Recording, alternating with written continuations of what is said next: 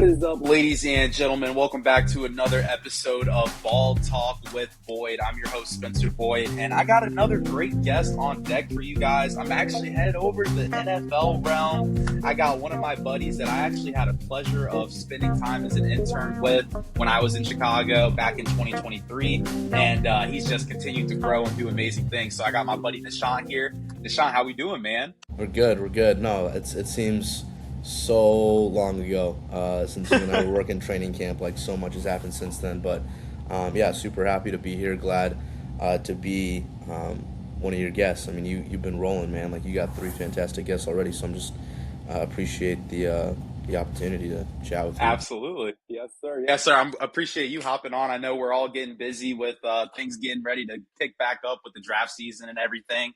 But I really started this podcast just because a lot of people think about sports and working in sports as, oh, I have to be a coach, or I have to be a trainer, I have to do all these ticket sales. They don't really know about all these other paths and journeys that you can do within the sports world, and event coordination and event marketing and planning and all that stuff is such a realm that people don't really attach to sports all the time. So I really wanted to just bring you on and have you share a little bit about your beginnings in sports world, what made you want to be want to do what you do, and how you got to where you are. So tell me a little bit about your younger days when you were in high school. Like, did you have a passion for working in sports back in high school? Yeah, I mean, in high school, I mean, was a huge basketball nerd. Got into football pretty late, like kind of sophomore, freshman year of high school is when I got into football. But basketball was always the thing that I really loved, and I always saw myself working in that arena. And initially it was being a commentator, wanting to go and start in sports journalism. Like, that's kind of where my first love in the area where I saw myself working in sports. And I learned that to get there, right, it requires, getting a journalism degree, and writing and researching, I would say, was not my forte, definitely at the time. So I just knew, I asked myself, like, okay, well, what job in the future is going to make you want to get out of bed? And I didn't know the complete answer at the time, but the simplest answer in my brain was, I got to work in sports. That's what's going to get me out of bed in the mornings and excited to go to work. And then from there, it just kind of grew into, what can I get involved in? And so in high school specifically, since you asked, like, getting into football pretty late, like, we had a really, really good football team at my high school down in Texas. And I knew we were going to be competing for a state championship. And so, again, like, I knew I wasn't going to play. I wasn't obviously going to be a coach. There's no GA positions or anything like that, even in Texas high school football.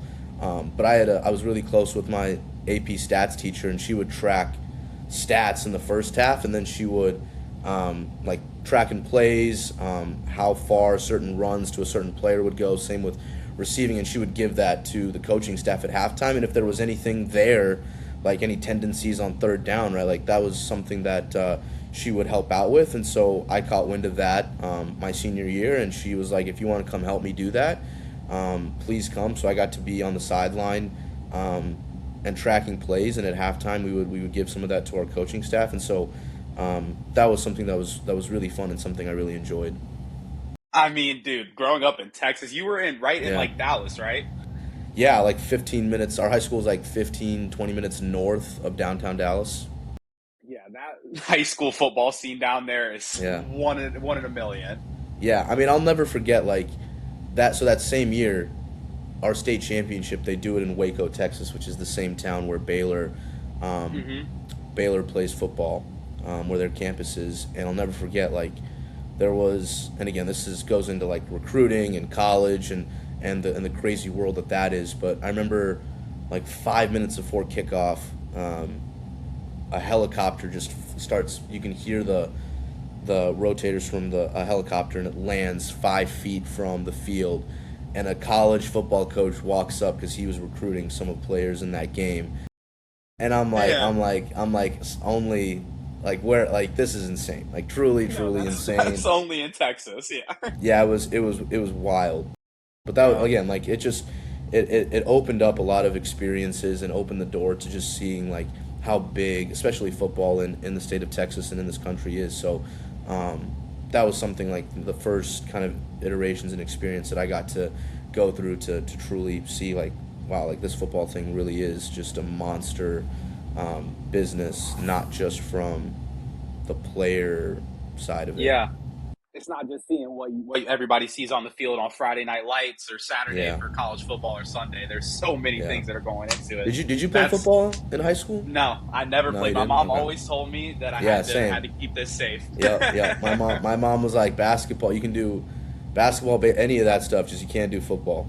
Yeah, Yeah, basketball, baseball, and then swimming. Obviously, those were gotcha, the three that I did, and then gotcha. soccer super early on. But I think it's awesome that you mentioned the what will I want to do that makes me want to get out of bed every day, because that's something that I've noticed in a lot of people that work in sports is a lot of them don't really see it as work. And I think that in order to really get the most out of it, you can't see it as work because it requires so much Yeah, out of you. But when you're so into it and passionate about it, doesn't even feel like work. So no, that's a really cool point you bring up there. yeah, absolutely. So high school, grew up in Texas, spent some time helping out the high school football team the last few years of high school, and then you go to Oregon. What Yeah, brings you to Oregon? How did that yeah, happen? yeah. No, it's.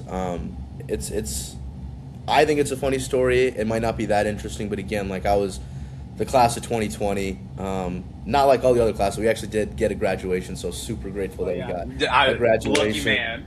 Yeah, we did, yeah, like spaced it out, did it in a football stadium. So, but yeah, class of 2020, and just thinking back to where my head was at the time, like um, I remember one, wanting to work in sports, and two, like um, I was infatuated with the brand, the allure of the Oregon brand, but also like obviously when you associate the brand, what you associate the brand of Oregon with is Nike.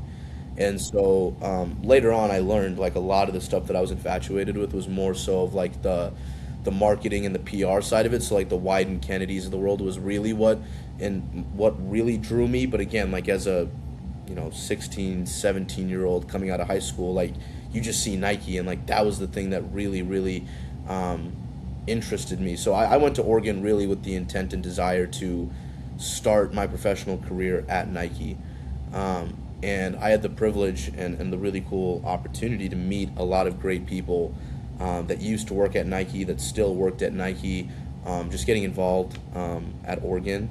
Um, and I learned really quickly that Nike is fantastic. It is a really cool and one of one type of business atmosphere, but it's just it wasn't going to be the place that I necessarily was going to want to start my professional career.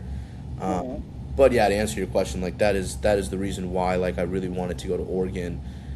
And of the schools that I actually got into because of COVID, like I didn't actually get to visit any of the schools that I had gotten accepted into. So I actually completed a whole term at Oregon before I'd ever stepped foot on their campus, which is crazy to think about. Yeah, like it is That wild. is really crazy. Yeah, yeah. Um, but I got there and ended up having a great 4 years there. Oh, almost pretty much everything that I have now professionally and a lot personally too to my time being there. Still a lot of great friendships, connections that are here to this day. Some have come out to Chicago.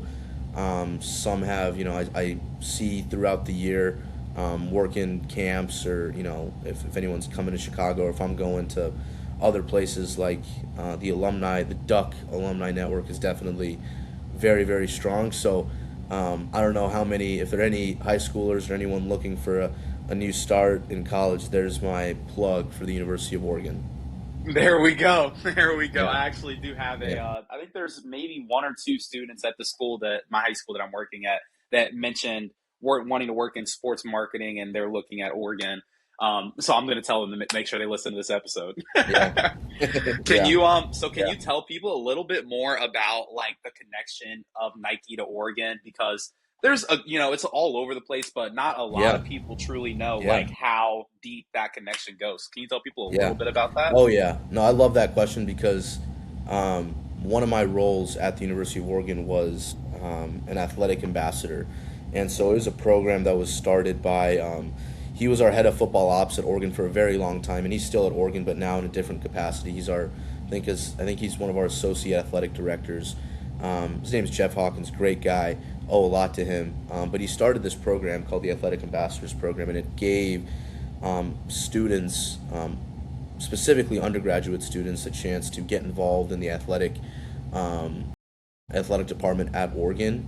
Not just like to everything that you've already said, like on the player, coaching, front office side, like where's kind of some of the middle things that need to be elevated to make sure that the experience for whoever it is, right, recruits, fans, donors, whoever they may be, Families, like that, yeah, like whatever it that is. experience is great. Um, so what?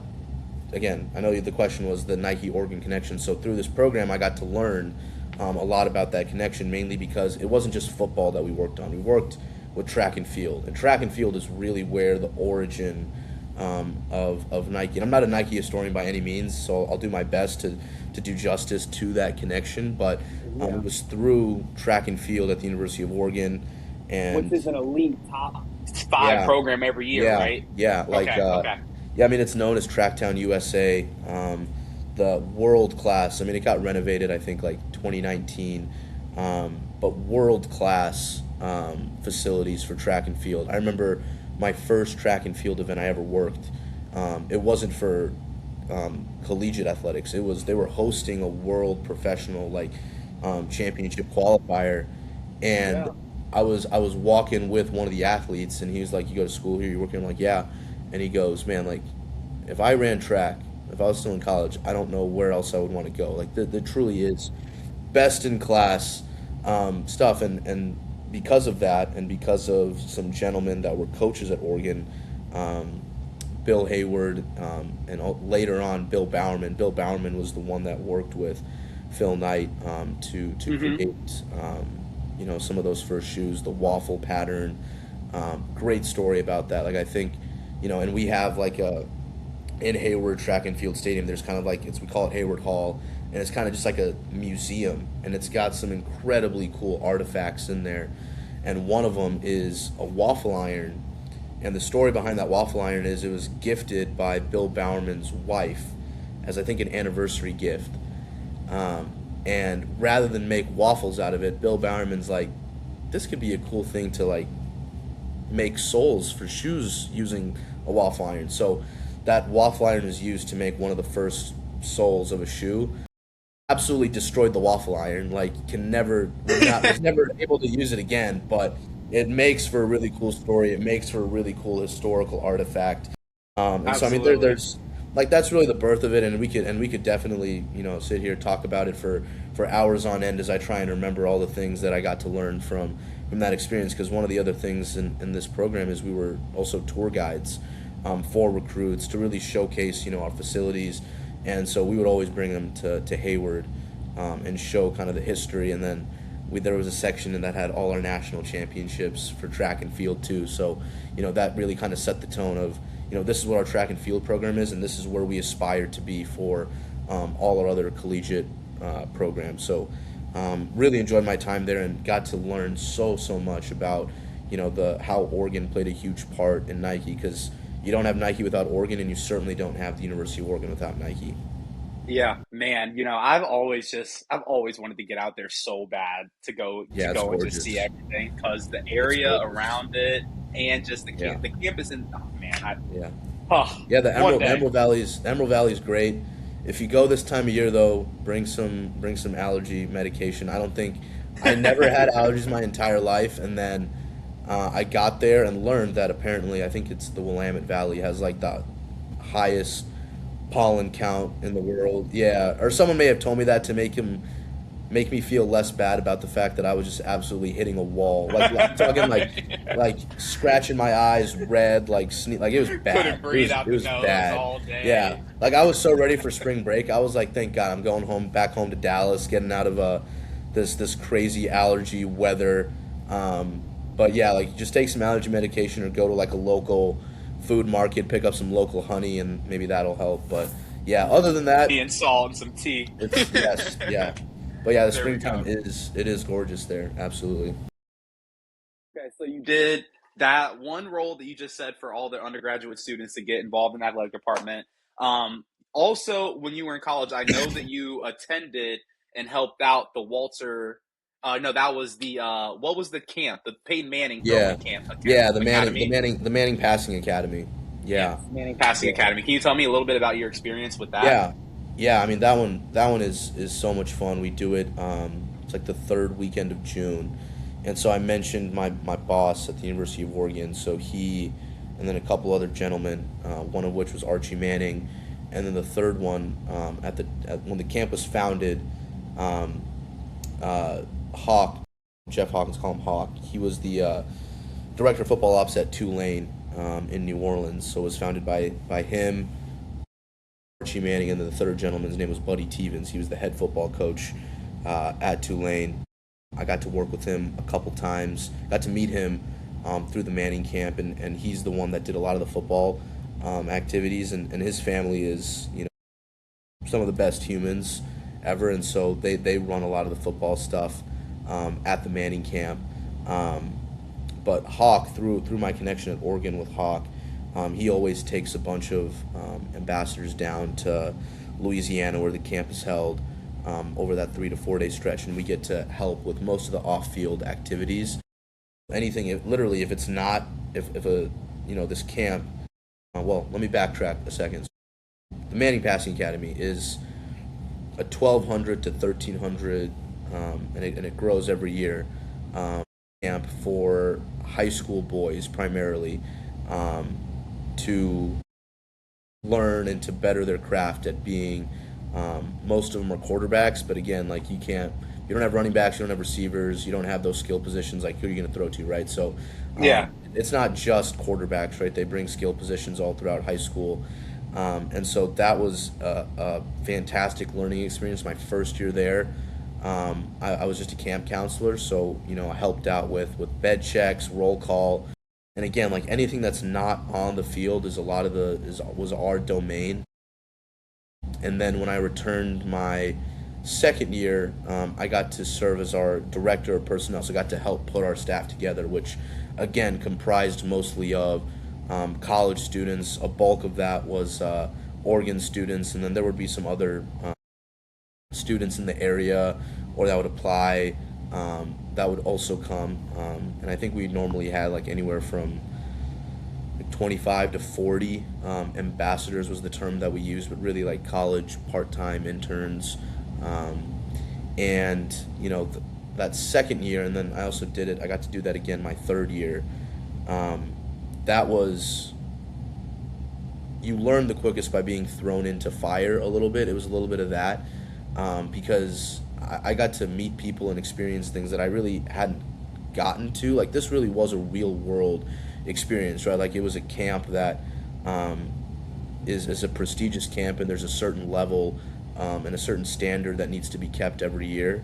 And so really getting to work with Hawk with setting up for the camp, making sure that we would have corporate sponsors come and work the camp, so making sure that all their needs were met, and making sure that their brand awareness and signage and all that stuff was put up around camp and looking good was definitely a priority, and something that I got to have a strong hand in. But my favorite part of it too was the people that you got to work with. Like that truly was the best part of it, the camaraderie, rapport you build. And it wasn't just the other college students and interns that you're working with. I mean, there are people throughout the NFL or throughout the football universe, right? Like it's not just the NFL, it's not just college football, right? Like there are also high school coaches that'll come. So you get to meet a lot of really cool people and get to hear a lot of stories, a lot of backgrounds. So it's a great melding of the minds. But yeah, like that truly was the experience that I had to grow up a lot more in, because there are parents that are entrusting you with their kids. Yeah. So it always is just truly a really, really fun experience, and organizing it to this day is one of the most fun things that I've ever gotten to be a part of. And the last thing I'll touch on is, again, like I keep harping on the people element of it, like those relationships, and same with the relationships at Oregon, like those are still people that I talk to this day. there are a couple that, a couple guys that, just had their first kid. And so like it is just really cool to keep tabs with some of those guys and see where they are progressing in their lives as well. So yeah, that was my spiel jargon. If you've got any other specific questions about the Manning camp, I'm happy to answer. Yeah, that's awesome. I mean, I feel like that's such a great opportunity because you, again, like you said, you get to meet so many great people, and any professional realm of life, it's a reality that your network is your net worth. So that sounds like such a great opportunity. And every time I think about the Manning Passing Academy, I think about you and Sammy working it together. Yeah, And I yeah, think about how I'm going to have Sammy on here as one of my guests as well coming up soon. absolutely. Yeah, But no yeah, doubt. that's awesome. Such a Yeah, such and a like, great group of yeah, people there. I mean, no, yeah, that's a great example. Like I got to like that's how I met Sammy, but ultimately when you two got to work with each other, I was like, man, what a small world.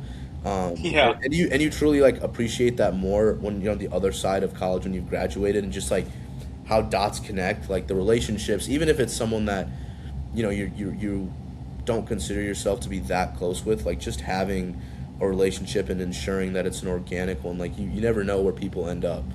Yeah. So it is super super cool.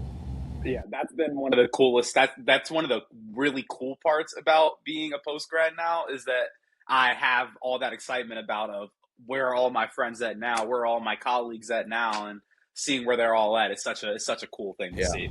yeah, no doubt. Oregon Manning Passing Academy. How on earth do you go from Dallas to Oregon and you pick on the Yeah, Midwest and Chicago? Chicago. How does Yeah, that come about? yeah. So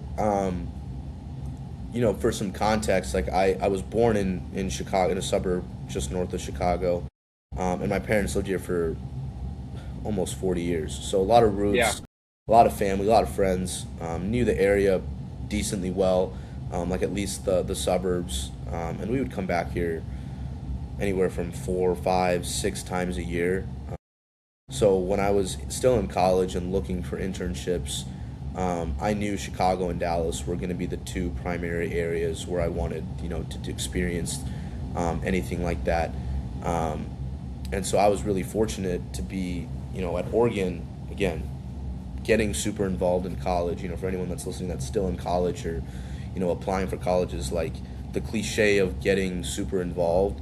I know it can be awkward. I know it's something that's always said, but that's what opened a lot of doors for me. And so I got super involved with our sports business club at Oregon. It's called Warsaw. And through Warsaw, I got to be put in a LinkedIn group chat with other alums. And so the thing about Warsaw is like it's kind of there's two sides to that coin. One side is the undergrad club, and then the other side is the MBA sports business program. And so that's all under the Warsaw umbrella. And so I got to be put in a LinkedIn group chat with MBA alums, Hmm. undergraduate alums. And I remember like 2 weeks after I was put in that group chat, an alum posted entry level jobs at the Chicago Bears. Hmm. And at the time, I think she was our director of marketing. And so I connected with her, and um, I think it was a sophomore in college at the time. So I connected with her and was like, look, these opportunities look great, but I'm still a sophomore in college. Is there anything over the summer that you know of, or you could point me in the right direction of? And so she was fantastic and essentially pointed me into the direction of that training camp part time position that you and I both have done. And so applied for that. Was fortunate enough to be selected that same summer. So summer of 22 is where I kind of got my foot in the door with the Bears organization, getting to work with our events team.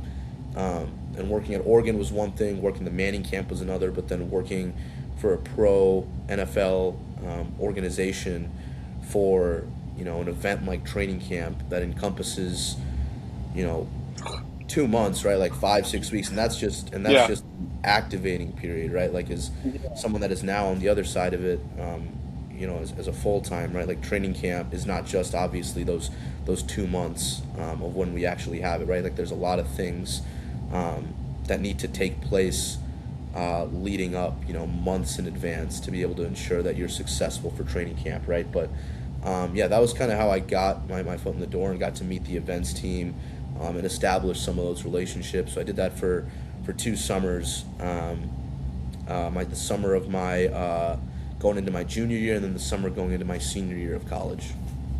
Nice. And so Yeah. tell me something that you really enjoyed about those summer internship. Yeah, I mean, I've already talked about like the people, like that always is number one.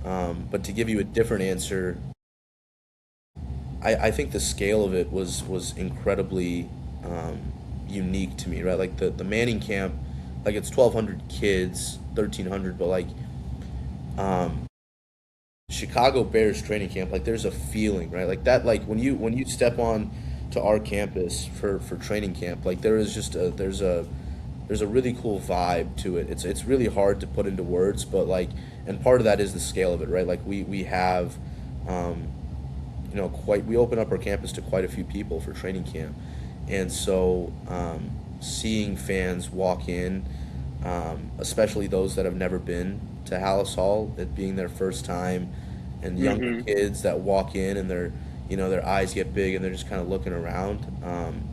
I say it all the time, and I know if anyone that on our events team was here right now, they would one nod their head in agreement, but two, like also maybe roll their eyes at me because of how many times I say that. Because um, you just see one or two kids do that a day, and you're like, all right, Hmm. this is pretty cool. Yeah. So I think the scale of it is something that I learned to appreciate even when I um, was a part timer for training camp. Like all the work that comes in from a myriad of departments at the Bears organization. Yeah, it's cool. It was cool to me for me also to see the scaling of it. Because growing up in Cincinnati, we don't necessarily have like the training facility or like Yeah, the yeah, Bengals team building. So our training camp practices have always been kind of not like a big thing that people all go to.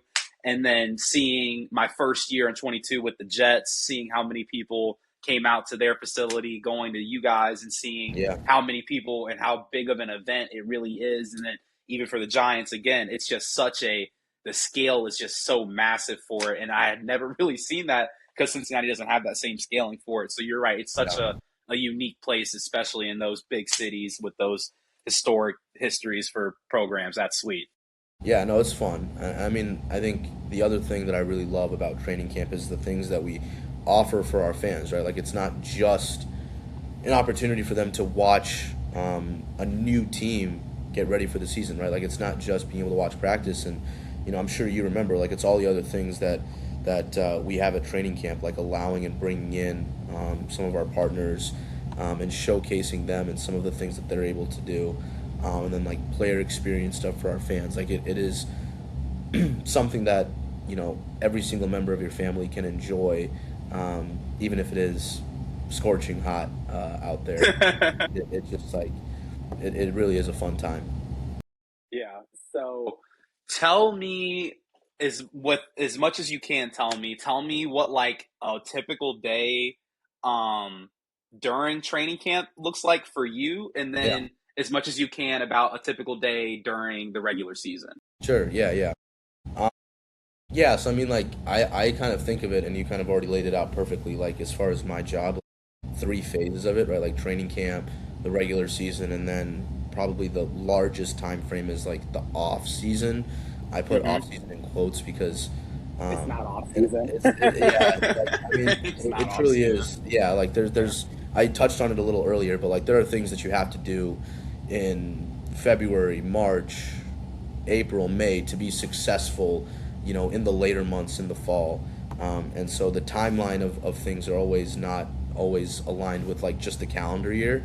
And I think as people that are on the outside of sports, that can sometimes be a surprising thing. But back to your question, for training camp, like a typical day, it all focuses on me for around when we have practice. So that Mhm. is that is the first kind of thing that kind of dictates the rest of the schedule. So I think our most common practice time was kind of early in the morning, like somewhere between 8 and 9 last year.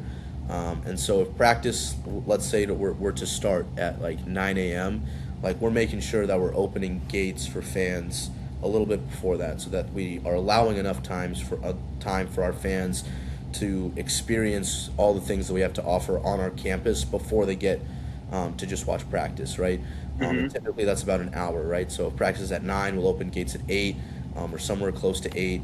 Allow fans to experience all the things that we have in our activation areas.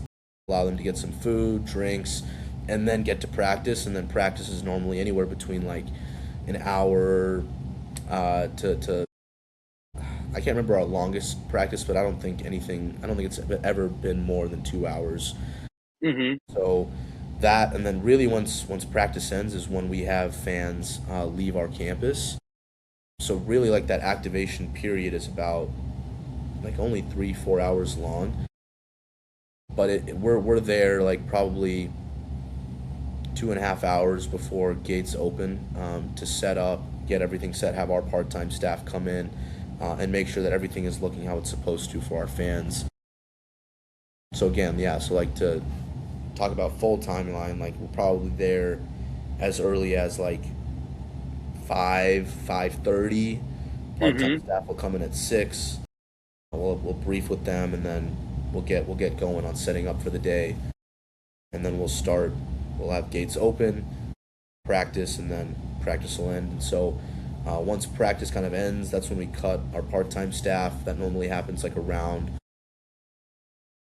like for a 9 a.m. practice day, like probably close to like 2. Hmm. And then our full-time team will probably stay around a little bit, recap the day, look ahead to the next training camp day, um, answer some emails, that type of stuff. So really, on a training camp day, like I would say typically like probably 5 to 4, 3, 4 ish. And Hmm. again, like it's never the same thing every single day. That's always a little different, depending Yeah. on, when, at what point of camp is it, right? Because as we get closer to the end of camp, we get close to the regular season, and so those days look a little different for us, right? So, on a game week, a lot of the stuff that we do from an events side, will come in like set up like on a Thursday, Friday. But Hmm. even on a game week, like those aren't the only events that we're doing, during the season, right? Like there are events that are still going on, at our facility, um, that we work with, all sorts of teams, whether that's our partnership team or our CR team. Like it's never just the games, but like on a game week, I typically, be at our stadium on Fridays, to help get things set up, from like all the activations that we set up throughout the stadium. The first 4 games of the regular season, in years past, we've also done, like a kind of, we call it our fan zone, a big fan zone area for our fans to enjoy, um, you know, a lot of activities in there. Like we'll have some corporate partners out there. We've had like inflatable games out there. We've had football obstacle courses. We'll have a stage there, programming. We got food trucks. So just really get, having the Family vibe, friendly right, event. Yeah. for a Chicago Bears game day. There we And go. that's something that I've really enjoyed as I've come onto our full time team. Like, that is a really cool thing that we do, because our fans, especially for games, they love to come early.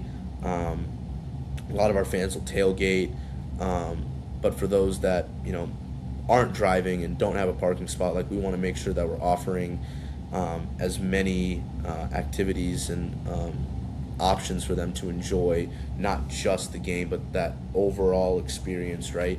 Um, and so, like, that's been something really cool I've gotten to be a part of. Sweet. Yeah, that is awesome. I feel like the game day vibe too. I mean, it's game day. Working a game day it's never really bad because you're seeing all these people come in so Yeah. excited, all the people from out of town for the opposing team and stuff. Yeah. It's always such a unique vibe, I feel like. Yeah, man. I mean, there truly is like nothing like a game day. Like the buzz, the atmosphere, it's palpable for sure. And especially this past season. I mean, again, I've only been around for a couple seasons, despite me just starting. I mean, last season was just incredible. It was so much fun to be a part Unbelievable. of. Yeah, What a hell of a year to be a yeah, part of. yeah. What has been like what's one thing that's been a challenge that you faced over the last few years that you've had to figure out a way to get through it and push past it?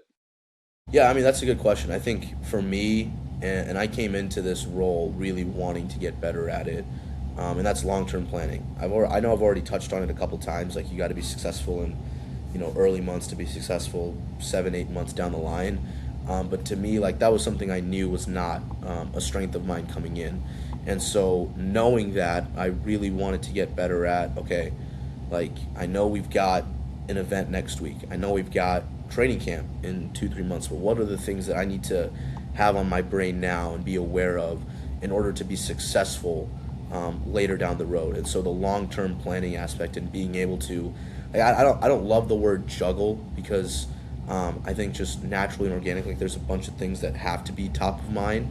Um, but yeah, like long term planning, like I think that was the thing that I initially really struggled with, but have gotten better at, and that's really kind of just attributed to the people that I work with. Like they have gotten so many reps, in their roles that you try and model yourself off of the people that you work with, and so I've had the benefit of being able to work with some great people, and that's definitely helped me a lot.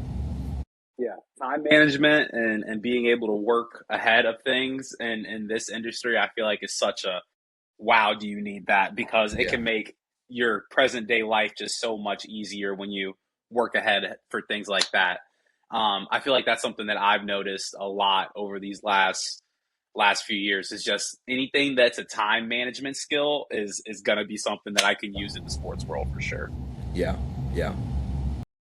So I guess that covers a lot of what I was hoping to cover in this episode. I guess another last thing, even though you kind of have touched it a little bit, something that you would tell somebody or a little message of inspiration for somebody that's also trying to get into sports, whether that's doing event coordination, whether that's being a scout, a coach, ticket sales, PR rep, whatever it is.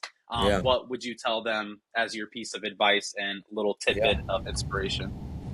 Yeah, I had a great um, mentor of mine very early on say that, be willing to do, um, or you can make, sorry, you can edit this out later as I stumble through this. But this mentor of mine said that you can make a living off of doing things that no one else wants to do. And that was like around early college days. And so I always find that like to be a profound piece of advice because it's not that you're wanting to do things that no one else wants to do, but like the mentality of like, oh, no one else wants to do it, like that's a chance for me, that's an opportunity for me.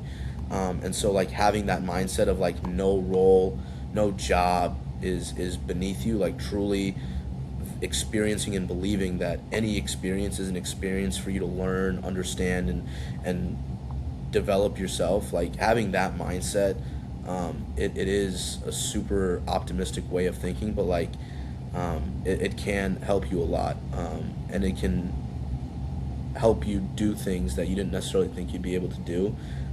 So I encourage people, like if you think like the job isn't suited for you, or the job is not something that you think is for you, like just say to yourself like, people, you can make a living off of doing stuff that no one else wants to do. And so that was a great piece of advice I think I got pretty early on in my career. There we go. Yeah, I'd say always be a sponge, and that's exactly what you just said. Always be a Yeah. sponge.